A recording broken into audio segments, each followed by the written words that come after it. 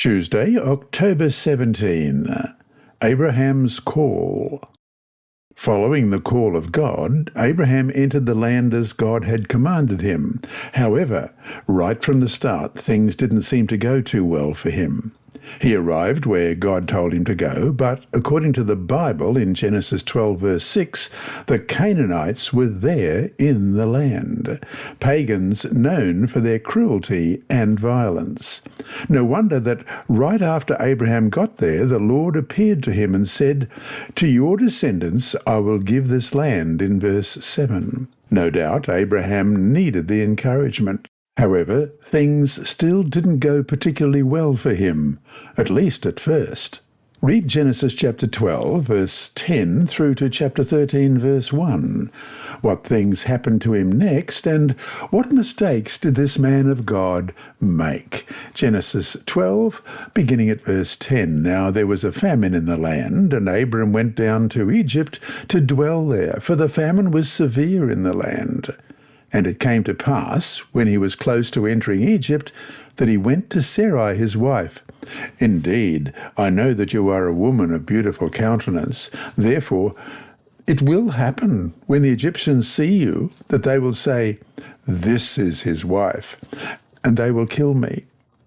But they will let you live. Please say you are my sister, so it may be well with me for your sake, and that I may live because of you." So it was, when Abram came into Egypt, that the Egyptians saw the woman, that she was very beautiful. The princes of Pharaoh also saw her and commended her to Pharaoh. And the woman was taken to Pharaoh's house. He treated Abram well for her sake. He had sheep, oxen, male donkeys, male and female servants, female donkeys, and camels. But the Lord plagued Pharaoh and his house with great plagues because of Sarai, Abram's wife. And Pharaoh called Abram and said, "What is this you have done to me? Why did you not tell me that she was your wife? Why did you say, 'She is my sister'? I might have taken her as my wife. Now, therefore, here is your wife. Take her and go your way." So Pharaoh commanded his men concerning him, and they sent him away with his wife and all that he had.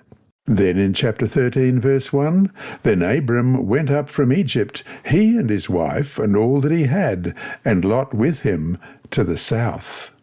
How discouraging it must have been for him, leaving a comfortable and most likely prosperous existence in the homeland, only to go not knowing where he was going, as it said in verse 8 of Hebrews 11.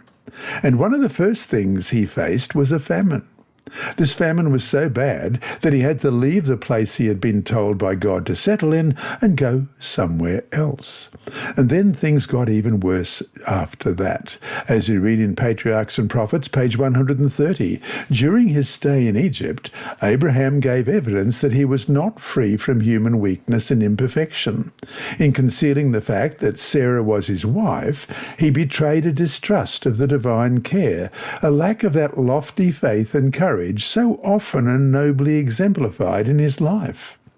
Through Abraham's lack of faith, Sarah was placed in great peril. The king of Egypt, being informed of her beauty, caused her to be taken to his palace, intending to make her his wife. But the Lord, in his great mercy, protected Sarah by sending judgments upon the royal household. End of quote.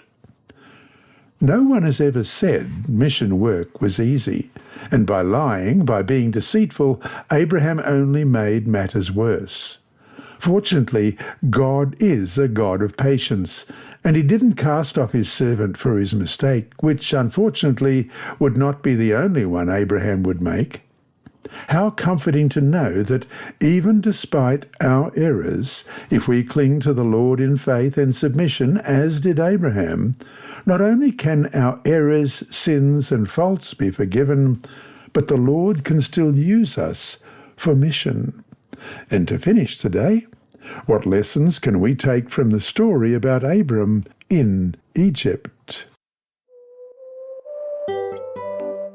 You have been listening to a reading of the Adult Sabbath School lessons by Dr. Percy Harrold and the inside story by his niece Sibylla. Apart from being provided free to those who are visually impaired, these audio lessons are available on the official General Conference Sabbath School and Personal Ministry app, on SoundCloud, Apple iTunes, and also on YouTube. Search for Percy Harrold Sabbath to find all of these. And remembering all the time that God is always faithful.